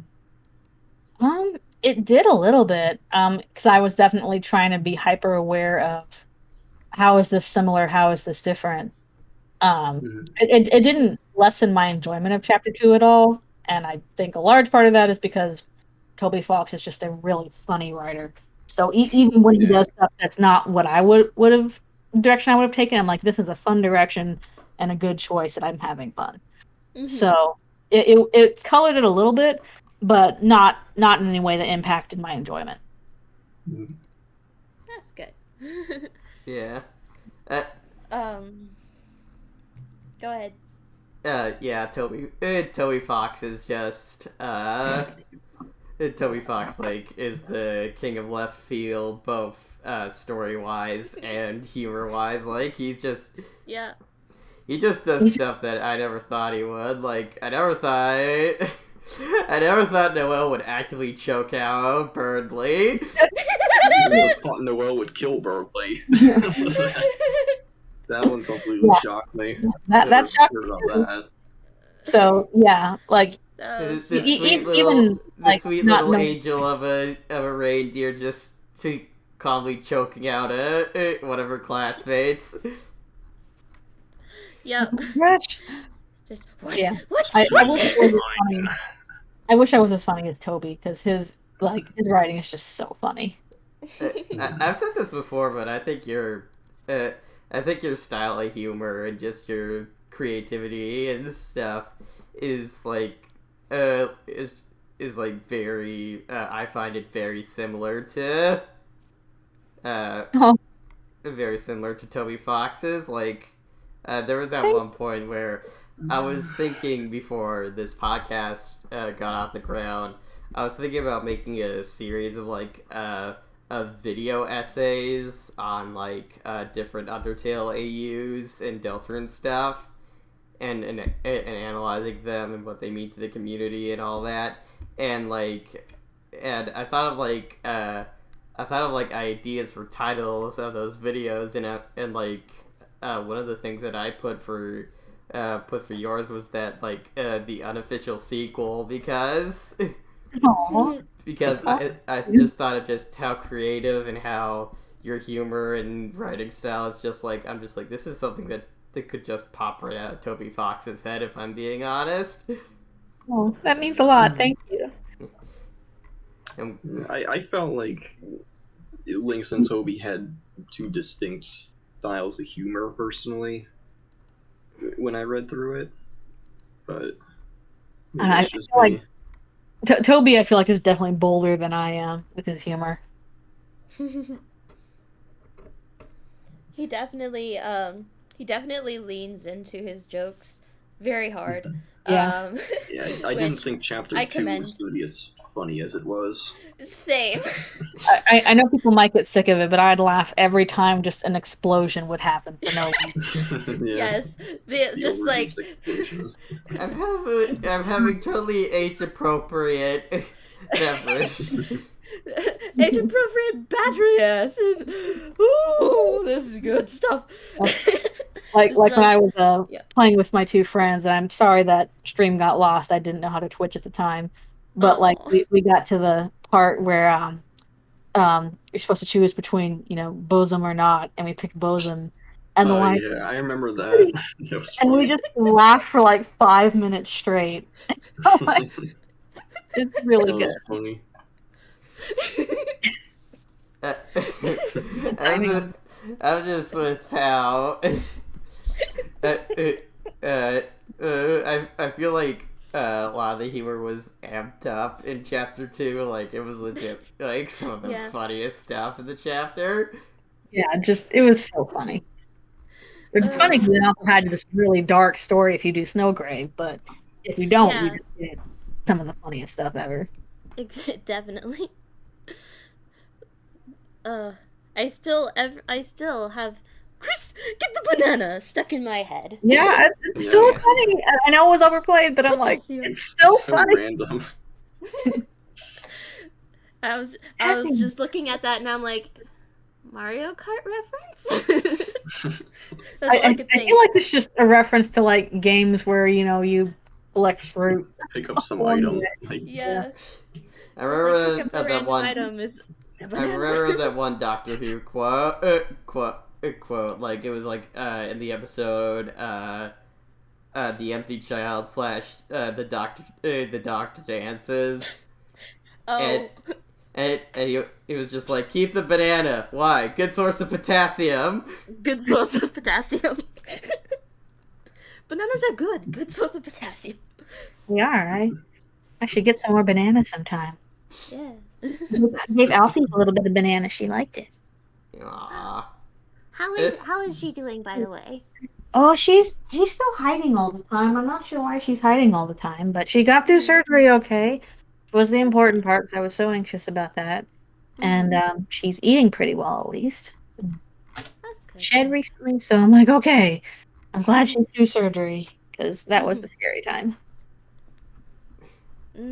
Sweet good to little know she's baby lizard. Doing good. Sweet little baby lizard. Sweet little baby lizard. Yeah. Yes, for those not in the know that don't follow Lynxgriffin's, especially her Twitter, where that's where she mentions it the most, I believe. Yes, she has a lizard named Alphys, little bearded dragon. I painted her enclosure to look like Hotland. Oh, that's adorable. I didn't know you did that. Yeah. There's Like, a picture of it somewhere on the Skybox Discord. yeah, I'll have to look for some. Maybe take some better pictures. But like, two of the walls are look like Hotland, and one wall looks like Alfie's lab with like the door going to the true lab and the Mew Mew Aw. picture on it. And also a friend of mine did a ramp for her that looks kind of like the like Hotland vents. So she's a little Hotland. Yeah. That's so cool. I just like with me and my brother are thinking about getting a lizard and stuff, and we were thinking like possibly getting a bearded dragon as well. And I was thinking like maybe like something like Drogon or Smaug or something like that. That would be good. Smaug. Although if you get a lizard, make sure you're okay with bugs because you will be feeding them lots of live bugs. So if you're squeamish around bugs, be careful. Yeah, as long as it's not cockroaches and I don't have any shoes on, that's like as No, you can give them roaches, but usually you just get crickets. yeah. Also, me and my brother kind of like we were like maybe we should get a snake, but then we kind of drew the line at that because we were just like we could like feed it like dead rats or whatever. you gotta feed them. Also, Tevin, she did not hatch any eggs. That's why she got surgery because she had eggs she wouldn't lay, so she had to be spayed. Took out all the eggs, all the stuff. Yeah, little lizard babies for her. No lizard. Even if she had laid them, like there's no fertilized. Yeah, there's no handsome there's no handsome lizard to be like, hey Alphys, how you doing? No one died in the picture, although I thought of introducing a little shark plushie into her tank, see if she takes to it. If she does, that'd be adorable. I'm still waiting for like the general art. I don't know if you've drawn any art of this any art of this, like you being like you telling like Alphys to like go to your room, young lady. And it's just like a young teenage version of Alphys being like, you can't tell me what to do, mama Lynx. She go into her room anyway, because that's where she spends all of her time. Yeah. More like holding a stick with like something at the end of it, just like come out, please. She'll come out for crickets as soon as she notices I'm getting those. She's like, "Oh, I'm interested." Ooh. Did you say crickets? It's food. Tasty. Tevin Daniels says, did the human Gaster form a quote-unquote connection to access the dark world? In a sense, and his connection was born. Yeah, it was born out of intense desperation. Basically, a need for escape. And in fact, one of the other titles I was considering for Paper Trail was Means of Escape. And I think Paper Trail's better. Yeah. I mean, I think that one of the things I believe is that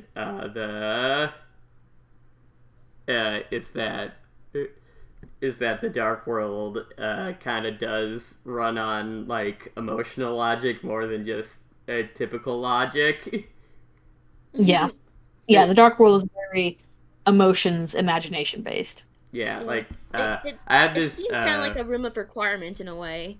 Mm-hmm. I just had this idea of like of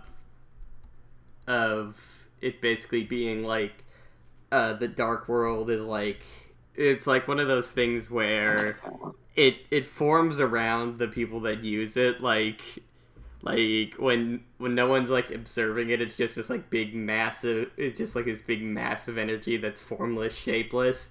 But as soon as someone quote unquote enters the dark world, that's when it gains shape around what their people need or what their people want and all that.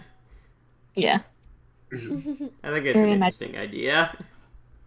Also, I think that's something that Gaster would find very interesting. But Guys, lots of things. Very, very interesting. Very, very interesting. Dang it, No, Gaster. I do have Undertale merch. I've actually taken pictures with Alfie's and the Alfie's figures I have. She doesn't really care. She's interested in, and like lately at least, she wants to just look outside, so I'll put her on my shoulder and let her watch outside for a while. see the glorious Outside beauty of it right outside your apartment window. Yep, which is mostly cement trucks lately. Uh, How road construction are you? Oh, it's gonna be Construction City year, so not great. Yeah. freaking Canadians, you and your road construction during that. Oh no, it's a kind of a housing crisis issue more. Oh. oof. Bleh, bleh, bleh. Not fun stuff. Blah, blah, blah, blah. Dark World's made with human determination. I don't really think determination plays a role in Deltarune as much as it does in Undertale, at least not in the same way. If, And even then, like at the end of chapter 2, it seemed to indicate that if you wanted to use determination, a monster could do it too. Yeah, Anyway, anyone can do it. yeah. So I don't think could do human it, Erdly determination could do it. is significantly different from monsters in this universe. Yeah, one thing is kind of a little off topic or side topic, but branching from that, in my second fanfic of Paper Trail, the thing is, in Paper Trail itself, it was never like explained really what the save star is or like where it came from, and like other than a few loose implications, but in that fanfic, I had ideas that explain it a bit deeper, but it's still sort of like it's never called determination directly. It's kind of left as just like an unnamed property. Yeah, I find it interesting that in the game itself, it doesn't use determination. It says the power of something. Yeah. Shines. The power of fluffy boys shines within you. Yeah, it seems to be a thing of power and also shining, of like a point of light and darkness. And often they don't show up at all in the light world, at least yet. So It's okay. That's okay. The dark world will eventually leak into the light world if most fan theories are correct. another thing that could happen from the story is that could happen. I still think my favorite thing that I ever wrote regarding the save star was something in that like kind of half joke, half ship, half like funny fanfic.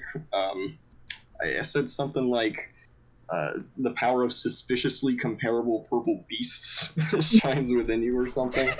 And it was a long explanation, but I guess condensed version, it was a fanfic loosely based on the short story in the PDF of Paper Trail where Noelle's writing like little fantasy friend fanfictions of herself and Susie as like a princess and dragon. But in the fanfic I wrote, that like those diaries, like it took some liberties here and there, but basically those wound up forming into like dark world area, and like different things that she wrote took form as darkners, and it was just this that was a silly scenario. That was a fun little scenario. Yeah. Speaking of which, how you use the save and load aspect of in Paper Trail was really cool. Seeing Chris just dying over and over again, and That was It first actually part. getting to see what that does to a person, considering you couldn't do that in Dawn of Future Past because it's just like because their save files all screwed up. Yeah. Yeah. So they could not do that, but Chris could go through that. Congratulations, Chris! You get to suffer over and over again. Yay! One thing on a recent like reread I did of Paper Trail that I found kind of ironically comparable was in the scene where Chris is repeatedly getting killed by layers, and then they keep reloading the at the star in front of the heaven and hell sign. It's like if Chris had to sit through the same dialogue over and over and over and over again in the same like cutscenes. It's like the curse of unskippable cutscenes. That's enough to make anybody furious. Flashbacks. Harry, open your eyes. Over and over. That cutscene.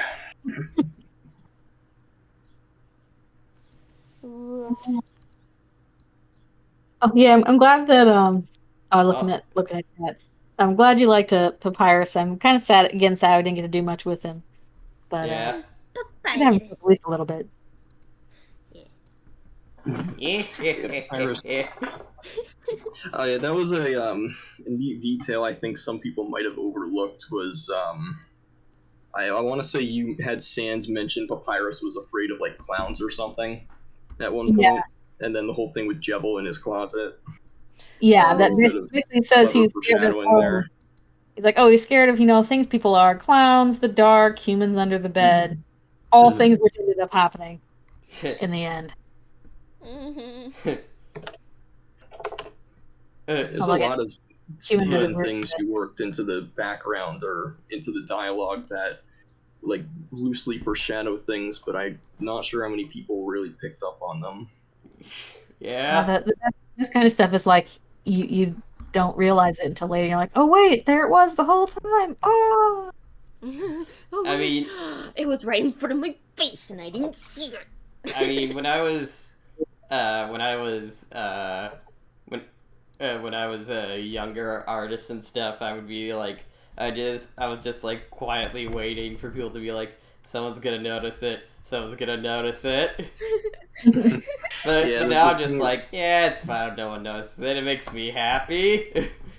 Yeah, like Lynx put Noel's staff in the background of one of the scenes with Shawm, or a staff, I should say, before that was clear. That was Noel's weapon, unless you saw the Paper Trail concept art. But yeah, pretty much. It's always fun to do little things like that, especially if you know to do them. And yeah, like the hamster painting and the highlight stuff like that. I think that a lot of that ended up getting covered up by the group, unfortunately. I always draw my background separate from the characters themselves. So I'll draw the background first and put the characters on top. I'm like, oh shoot, that's being covered. Yeah, then there was also the thing where it's like, right at the very start, Gaster, the knight, whatever you want to call him, reaches out from under the bed, and it's like, that was a sign right away he was a Lightner. The fact that he briefly was in the light world. Yep. I think for that scene, I was originally just going to have them fall into the darkness like a pit, but I thought, no, it'll be way scarier if a hand just reaches out and grabs them. Yeah. Thanks.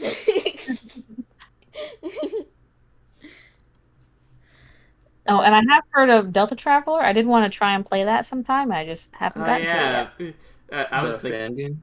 Yeah. Yeah, it's a fan game.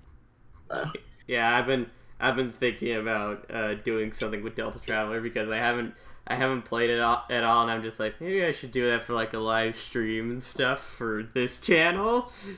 Yeah, maybe. Could be fun.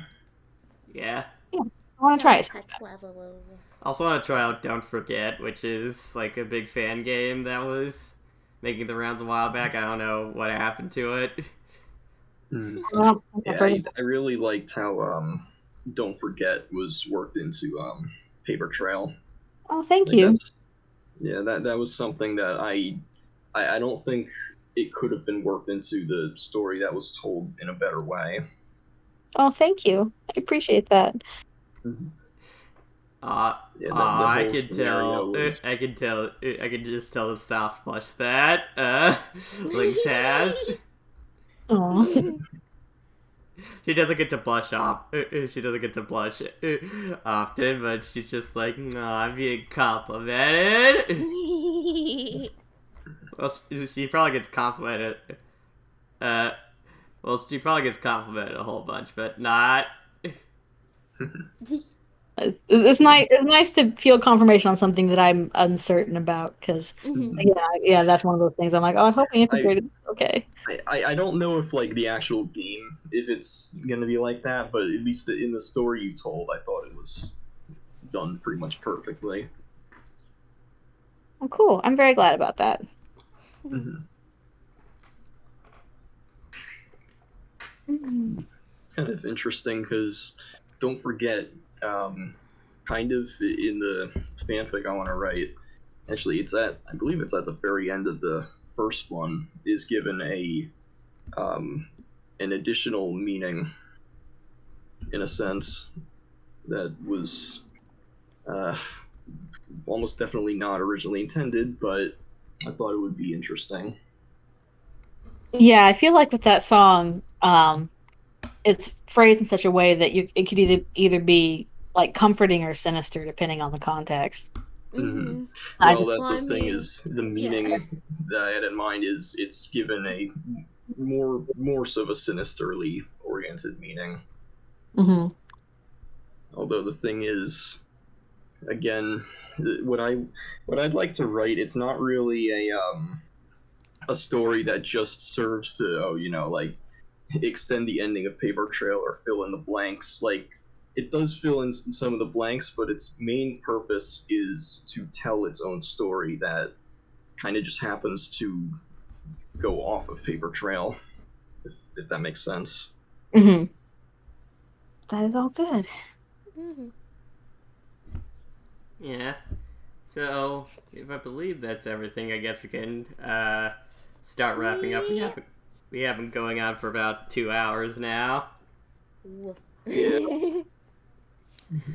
Uh, anyways, thank you all for coming. Thank you, Cupcake, for as always. Thank you, Demo, as always. Thank you, Lynxgriffin, for coming back onto the show again. Mm-hmm. Well, thanks for having me again. Yeah. Fun. Thank you. And concerning what we're going to be doing next time for the Determined podcast, I'm not exactly sure, honestly. We could have another redo, or I have a couple ideas, including playing Delta Traveler. But if we're talking about just another episode of the podcast, I've been thinking of probably doing another redo, like I said before, or gonna be trying to get some gonna be trying to get some people that I haven't gotten before. Oh god, dang it! There's a bot in the bot. Get out here, What? Spamton. Nobody. We don't want you here. there's a Wait, bot in what? the Twitch chat. Oh, Oh. Okay. I'm not looking at the Twitch. I'm just looking at the YouTube chat. Yeah, I mean I don't blame you. But, I mean I don't blame you. I could try messaging Julia maybe. I could try messaging Oh, that'd be Connor if she's free. I could come on. Her art is very cute. Mhm. Her art is very cute. Yeah, Yeah, again, I just realized art is very cute. if Julia does come on, then we're gonna have to explain the whole origin of that one mini comic. Oh boy, Yes, do it. that's a long explanation. That's kind of all over the place, but It'd be a fun story. mm, Yeah, thanks so much for having me. This was fun. Yeah. mm. Anyways, yeah, that's it. I hope all of you have yourselves a great night. Take care, and remember, stay determined. Stay determined. Stay determined. Stay determined. And we'll see you all next time. Next time.